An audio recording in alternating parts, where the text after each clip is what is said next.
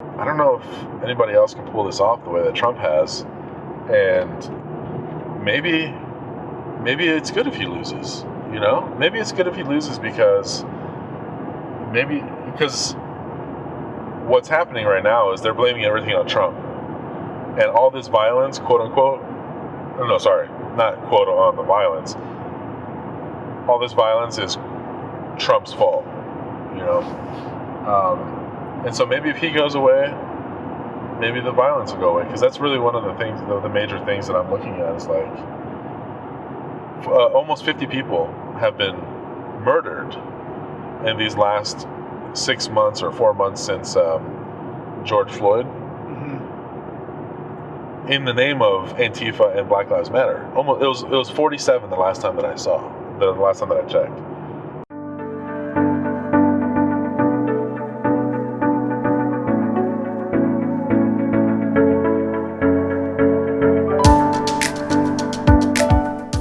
Welcome to Contentious Talks, a weekly podcast where we talk to influencers, celebrities, politicians, and everyday people to show that we all have unique perspectives, and that's a great thing. I'm your host, Ryan Malinowski, and today we are talking to Omar Rocha.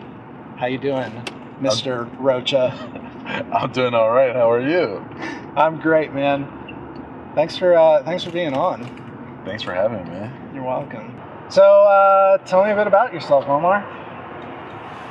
Who are you? Where are you from? Born and raised in the D.C. area. To loving parents, Sam and Martha. Well, okay, this is a safe place, right? I don't really believe in safe spaces, but sure. No, so it's not a hostile place. Okay, well, that's good. That's good. So I think that growing up, I kind of lied a few minutes ago. It wasn't like a super loving home. Like, I had a very contentious relationship with my father. Okay. And it actually wasn't until 2016 that we had like any kind of real reconciliation. And since then we've had a relationship, but before that, I always felt not valued by him. Okay. And because of certain things that I probably shouldn't go into detail here about, but stories that I heard about before I was born and when I was very young that led me to believe that my dad didn't actually want me / love me and all that stuff. So hearing those stories starting at a very young age, led to a lot of friction between my dad and I. I absolutely detested my father growing up. We had good times. There were good times because he wasn't completely absent, but he definitely made it difficult to get along with him. I'm a mama's boy. I have 2 older siblings. My sister is just a couple years older than me, and then my brother a couple years older than her. And they kind of did their own thing. But my mom and I were together like all the time. And if somebody did something wrong, either my brother or my sister, they would get punished. But it felt like I would also get punished because I was the one that was always physically there. Gotcha. And so there's a lot of yelling. There was a lot of physical disciplining, if you will. I didn't like it. I mean, nobody really likes being physically disciplined, but It definitely went too far. I don't ever remember thinking, oh man, I really could use a spanking right now. Yeah, why don't we put that on the schedule for 2:30 this afternoon? Yeah. There were a couple of times when I was in trouble and I'd get spanked or whatever, and I realized that it would end sooner if I thanked my parents for doing it while it was happening. Oh, really? Yeah. Oh, if we were to have done that, they would think that we're being sarcastic. I sold it. Oh, well, good on you. Good on you. Yeah, so yeah, me and my dad didn't have a great relationship. Like I said, we have a great relationship now. Part of it probably has to do with the fact that he lives outside of the country and I can't see him all the time. But, we try to video chat like once a week or so. Cool. But yeah, so I grew up a mama's boy. I hated my dad, and I wanted everyone to love me, but I thought everyone hated me. Even those that I was close to, I struggled and still do struggle to believe that they care for me. I took a course. I forgot what it was called. Landmark something. Landmark Education. Okay. About 7 or 8 years ago. That really helped me see more clearly some of the situations that I painted a certain way growing up, that they weren't necessarily as violent or as negative as I thought they were. Got it. But in that weekend course, the speaker or the trainer or whatever she was able to get out of me that I feel worthless. And I know, and that was probably the first time that I had verbalized it, especially in front of a group of like 150 people, because they talk to you and with the mic and everything, and they want to help you, and as they help you, they help other people. So sure. And they were all strangers. All strangers. Yeah. Oh wow. Yeah. That's intimidating. Yeah. I'm oddly very courageous. I don't know where that comes from, but well, at least other people would say I'm courageous. Like a lot of people consider me courageous because of the things that I've done in my life that have brought me to where I am today. But I'll go ahead and agree for now. I do a lot of courageous things. I'm terrified of a lot of things, but interestingly enough, about a week ago, I decided that I wasn't going to live in fear anymore. What brought that decision about? Look, hindsight is 20/20. So I've made a lot of decisions in my life, also that have led me to where I am, that have been based on fear.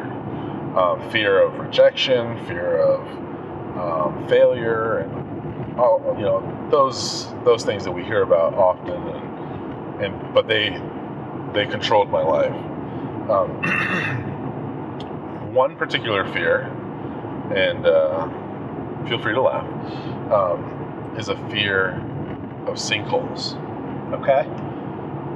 And like in the road sinkholes type of thing, or you're walking in the woods and all of a sudden the ground moves from underneath you? All of the above? All of the above. All of the above. Okay. So afraid of falling into the abyss of the earth. Yes. Okay. And I always, not always obviously, but I knew about sinkholes from a young age, but I wasn't fearful of them. Mm-hmm. And I think, and it was about a decade or a little bit more ago that I've actually developed an actual fear of them, because you would see more and more in the news, this entire business was swallowed up by a sinkhole, or this happened, this amount of people died or whatever. And I'm but I think part of what kind of amplified that fear was the movie 2012 with John Cusack.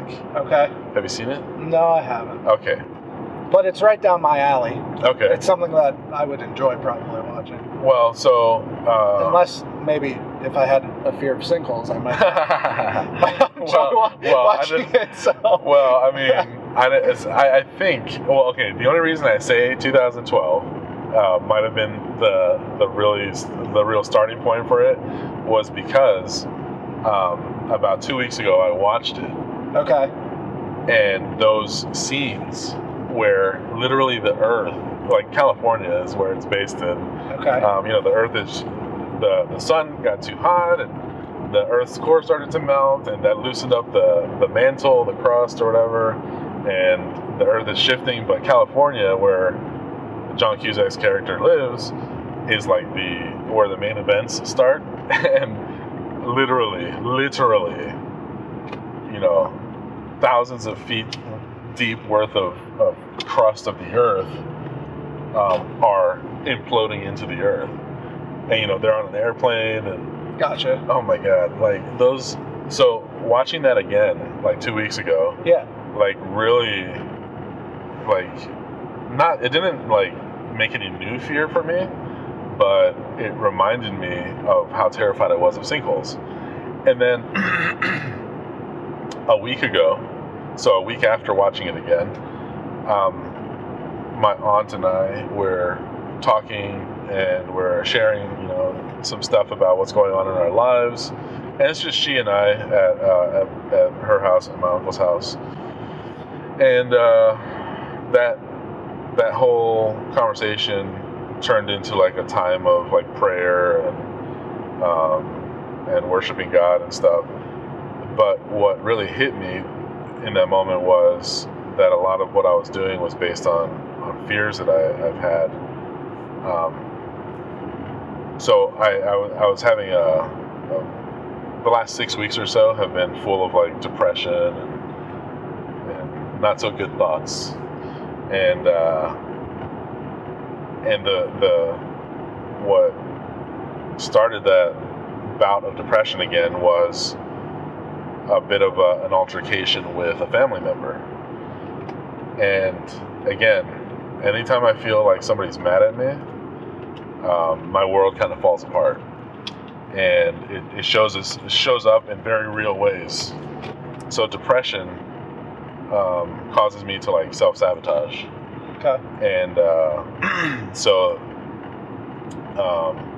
I quit my job. You quit jobs. Yeah. I feel worthless. You feel worthless. Yeah. You struggle with depression. Sinkholes. Well, just to make the connection really clear. Oh, okay, right. Because that's where this started. Right. Anyway, so the sinkholes, they come out of nowhere.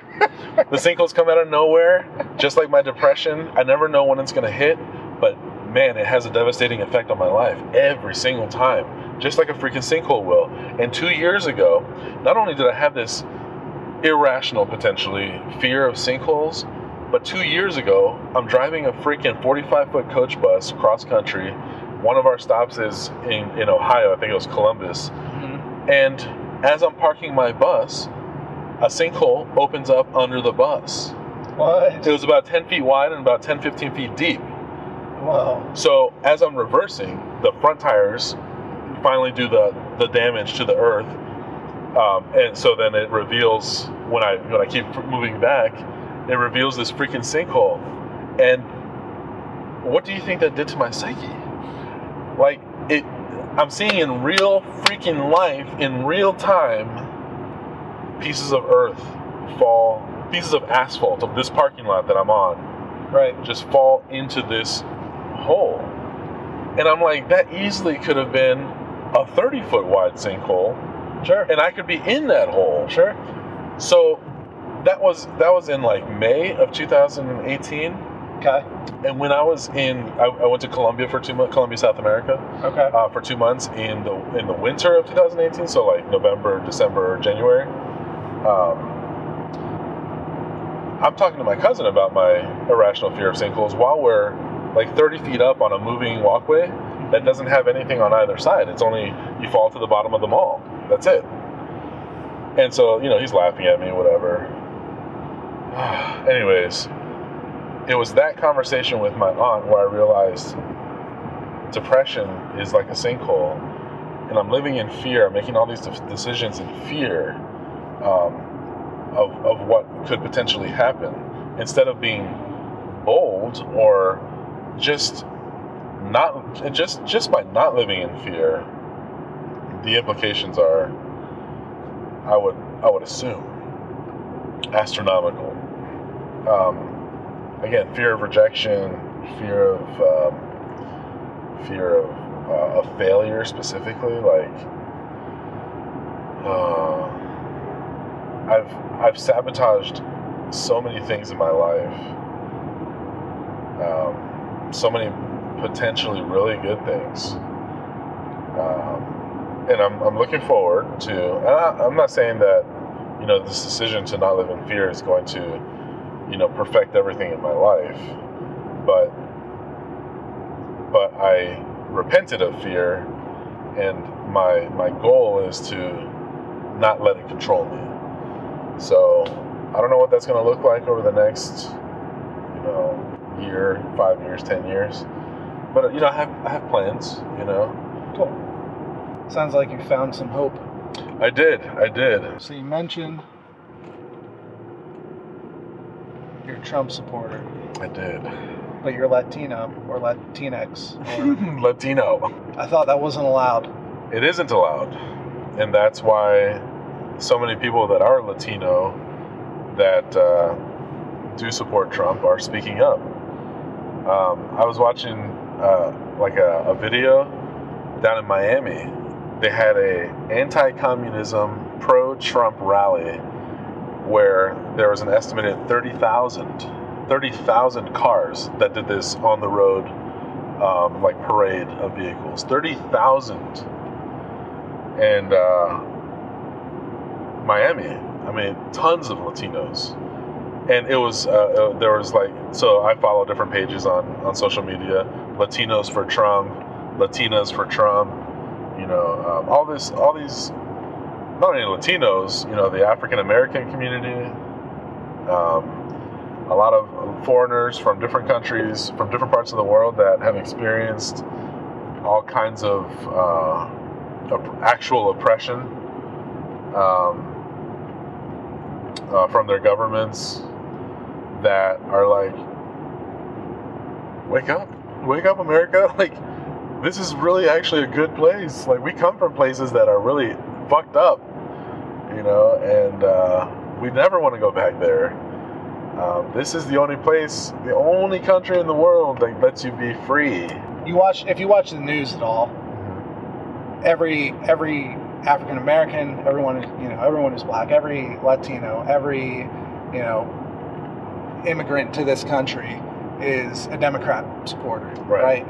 And if they vote Republican, they're not truly supporting their people, blah, blah, blah. That's the rhetoric you hear. Right. Oh, and I've been hearing that since I was little. The polls tend to show that that's true, and that's the case. There's a lot of conservatives out there that say there's a silent majority type of thing. That I know. For me, let me ask you the question instead of giving my opinion. If a pollster came to your house, would you answer them? Would you answer accurately? Would you be hesitant to say that you're a Republican supporter or a conservative supporter? Oh, no, not at all. No. Do you feel like that is the case among the people that you talk with? The people that I talk with that also see things the way I do, or? Well, obviously you're an outspoken individual, right? I am a very outspoken individual. Not everybody's an outspoken individual, right? I know for me, if a pollster came to my house, I might lie to him. I might tell him I'm voting for Biden, right? I might tell him I'm not interested. I'm not going to vote, right? Okay. I most certainly would not tell them that I'm going to vote for Trump. But why is that? Just for... Well, first off, I don't think it's any of their business. Sure. Beyond that, I don't want that to be the center of my life. I don't want it to be I agree with things, I disagree with things, but at the end of the day, whoever's president here in the next couple of weeks isn't going to make a huge difference in my life. Now, who's in the Senate, who's in the House of Representatives, who my governor is, yeah, that makes a whole lot of bigger difference. But at the end of the day, if the Democrats win, the Republicans are going to have the White House at some point in time in the future, and they're just going to overturn all the executive orders that the previous one did, and vice versa, right? Plus, I don't see the point of polls. They're going to get used for what? For the media? I don't agree with the media. Yeah, that's true. Okay, What's the point of giving someone my opinion on that, in Right. such a simple form? Who are you going to vote for? Right. Without the why behind it, the how did you get to that conclusion type of thing. Right. I guess if it's a simple poll like that, I might feel, I hadn't given it that much thought, so I would give my answer, and then they would probably walk away, and I'd be like, wait, that's it? Like, my question about this, Omar, is, do you feel like the media portrayal of minorities in the country is accurate in terms of what you've seen and what you know and people you talk to? No, it's not accurate, and I have a couple things to say about it, actually. No, it's not accurate because, just in general, no, you don't have to be a monolith. You don't have to just because you're Latino or whatever, you don't have to think the same way. So just in general, I think we all know that. But the way that the trends go, yes, historically, Democrats have the votes that they need from the minority communities. Because for some reason, you just look at Democrat run big cities, they're a huge mix of minorities and what do I call them, whites, gringos majorities, I don't know. majority and minorities. There are obviously people who are Americans that aren't in the majority who support Trump, and they have valid reasons to do it, but I think a lot of the problem is the media. I have a friend we're not friends anymore. We decided to part ways as amicably as possible, but because he completely disagrees with me and I completely disagree with him. But one thing that I discovered in that last conversation that we had through text was that he's actually not seeing the full picture of what's happening in this country right now. 5 months ago, I moved away from Maryland, and one of the major factors was because I was actually scared for my life. As a Trump supporter, I can't, New York, Portland, Seattle, all these bigger places where we see a lot of action. Mm-hmm. If you are a Trump supporter who is wearing any kind of Trump paraphernalia, you are a target. Not just a target for disagreement, you're a target for potentially murder. Why do I say that? Well, I only became a Trump supporter 2 years ago because I was watching almost on a daily basis new stories coming out. New stories almost every single day of Trump supporters being physically assaulted because they were known to be a Trump supporter, and that's it. Okay? I've never seen any news story of, an Obama supporter being physically assaulted for being an Obama supporter. I've seen, where they've been verbally, attacked or whatever. But I was watching video after video on a daily basis of Trump supporters being physically attacked, up to the point of murder, where we saw just about 30 days ago where a Trump supporter in Portland was shot dead in the street by an Antifa member, a self-described 100% Antifa man. And then about 7 days ago, we saw another Antifa person shoot and kill a Trump supporter literally 20 yards away from 30 police officers who were all lined up. So when I say I was afraid for my well-being, I could not own I could not get myself to actually purchase anything that showed that I supported Trump. And it's one of the major reasons why I moved to the South. A Latino moved to the South so he can feel safe. From who? From white people. These are Antifa members. Most of them are white. Sure. And the ones that have done the killing, at least the ones that did these last two murders, were white. So, one of the first things I did when I moved down here is I bought a Trump 2020 hat. Because I actually, for the first time in 2 years, felt safe to do so. And I wear that hat, and I wear it proudly, because the media paints this picture of Trump that is completely false.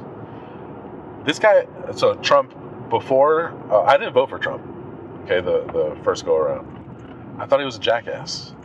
But there were a couple things that he was saying that I was like, I can get down with that. Abolishing the IRS? Heck yeah. And then building a wall on the southern border. Absolutely. I'm Latino.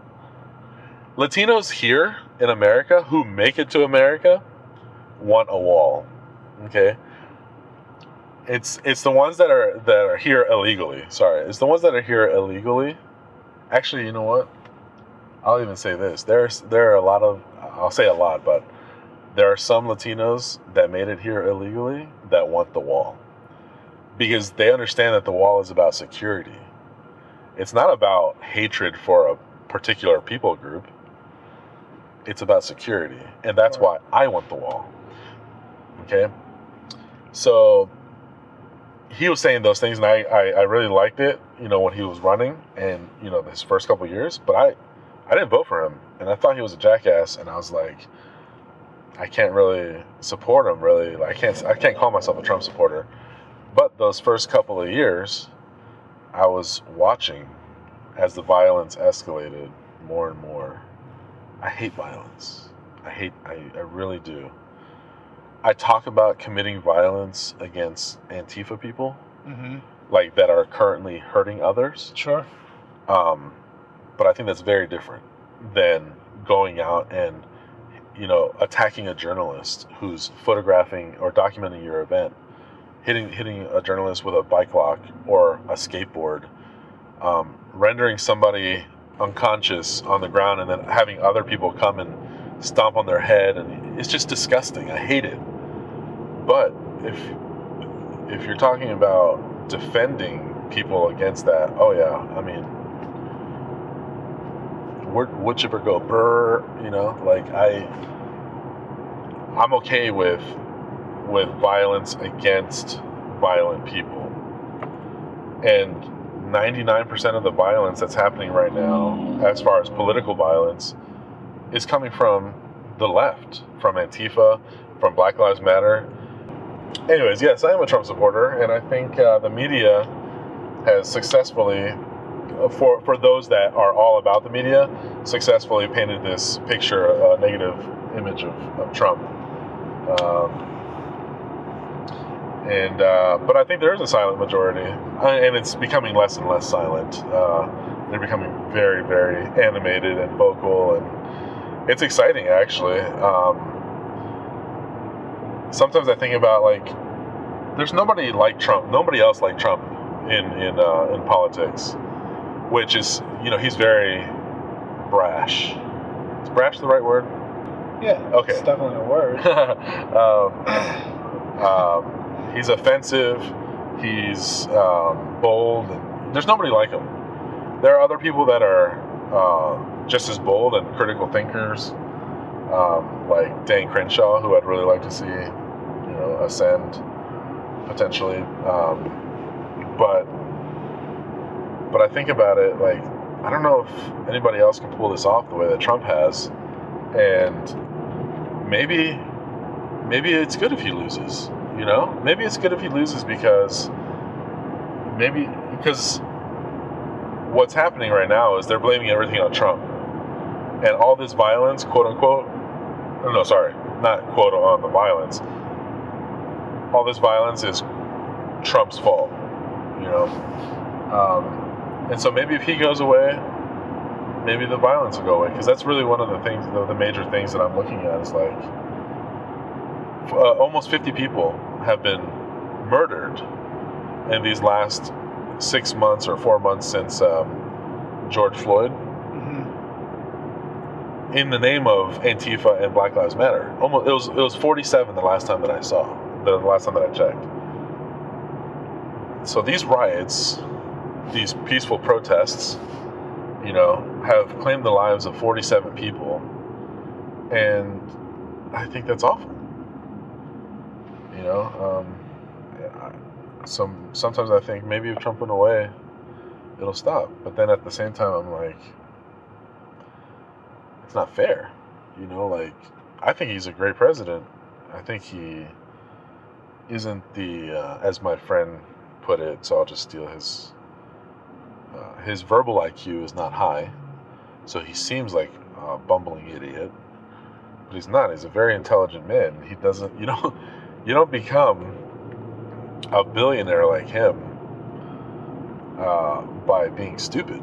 Like, I don't understand, like, how that idea even exists.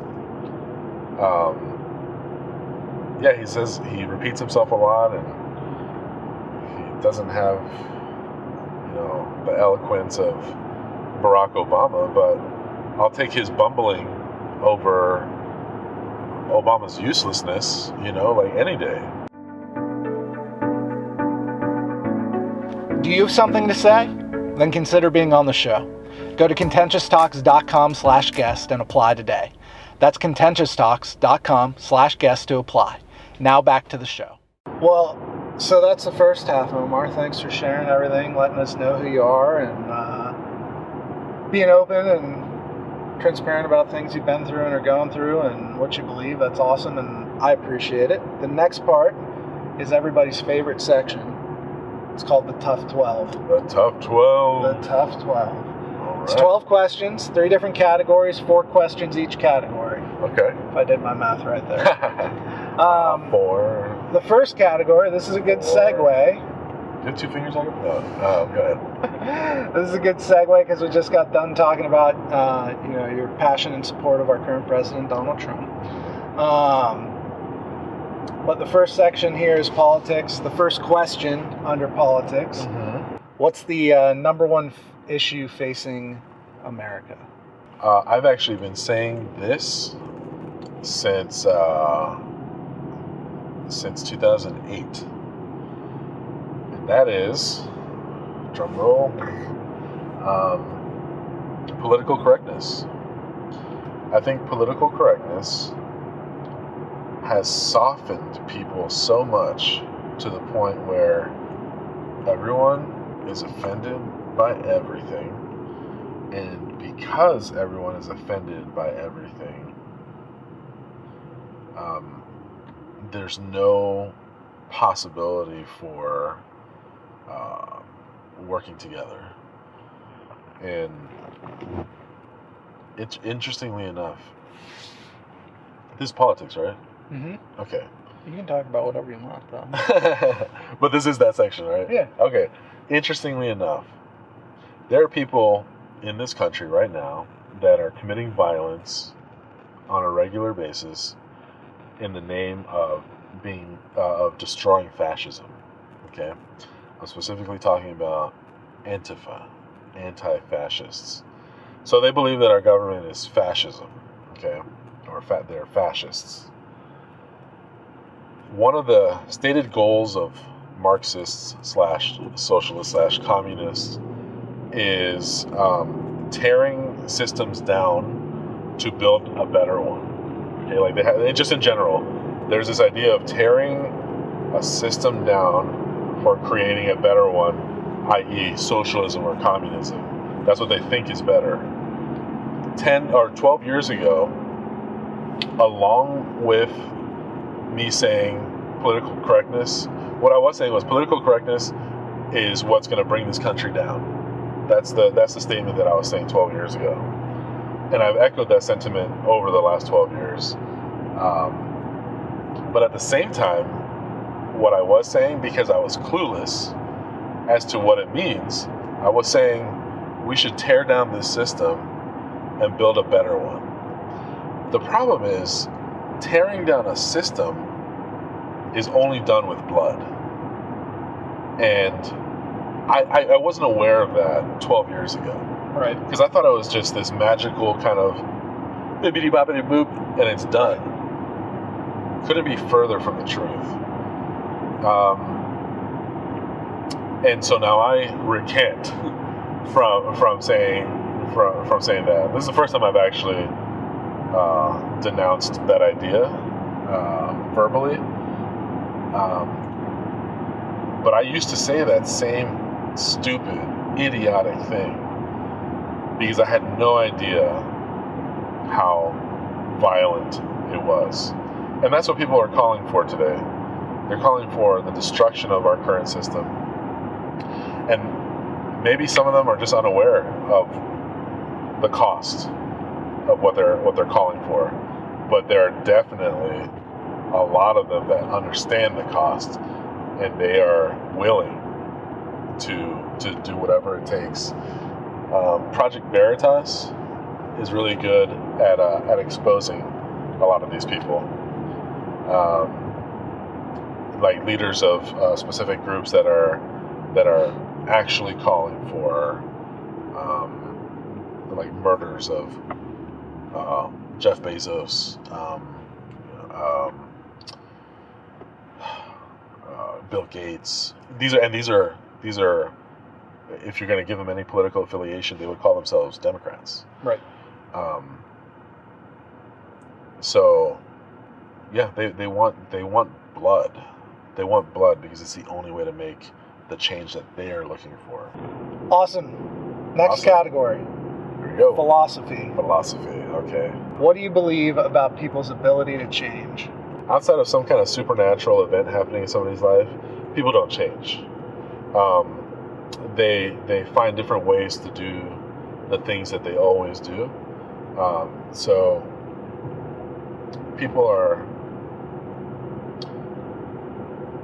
I think people are corrupt in general. A lot of people can put on a good show, but people are corrupt, and if they seem to have changed, I think they just found a new way of getting what they want. That's all. That's it. That's philosophy. 2 categories down, Omar. 1 category to go. If it wasn't so cold in here, I'd be sweating. You're welcome. First question in the personal/religious questions. What do you believe about God? I believe what I know from what I believe about the Bible, that there is a being that we call God, that we call Father, that through his Son, Jesus, created everything. Everything that is created is created through Jesus, his Son.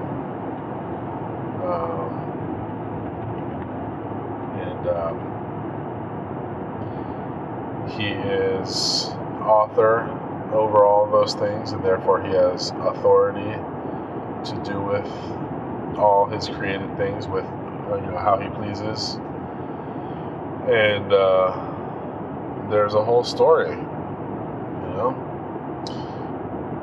God creates man. God creates dinosaur. Dinosaur eats man. I must have missed that part. Wait, do you know what I'm talking about? No. Oh, this is Jurassic Park. Oh. God creates man. God creates dinosaur. Dinosaur eats man. God creates woman. Woman inherits the earth. Oh no, God kills dinosaurs. Woman inherits the earth. Is that really a line in Jurassic Park? It's Jeff Goldblum, the most amazing actor ever in the world. I love him to death, and one day most likely I'll have a tattoo of his face on my body somewhere. Right on. God is all-powerful, all-knowing. Basically, he's like a genie, like you would see in like the movie Aladdin. All-powerful, but he's actually real, and he's not here to grant wishes. He's here outside of time and outside of restrictions because of any of our objections. Right on.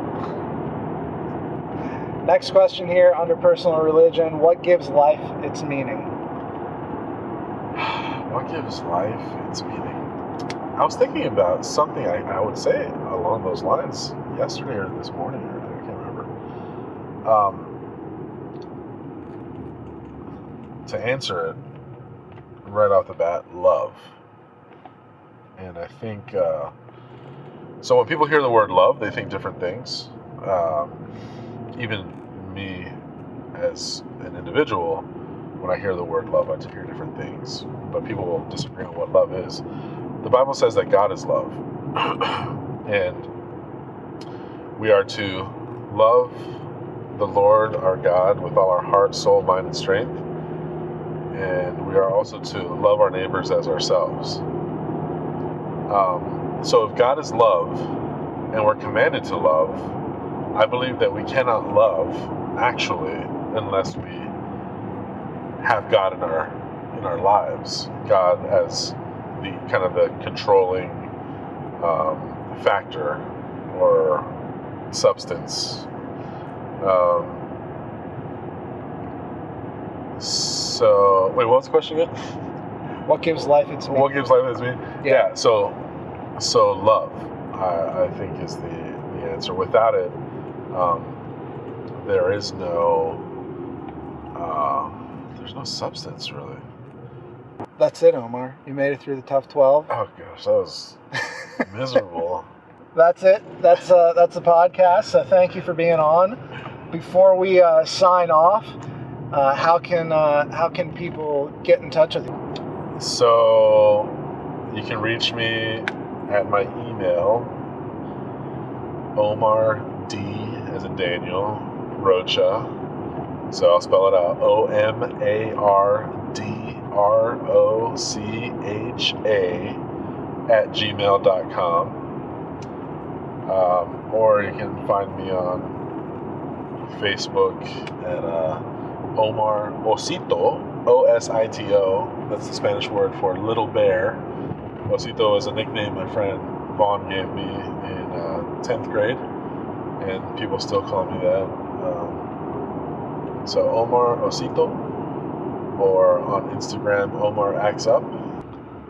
Awesome.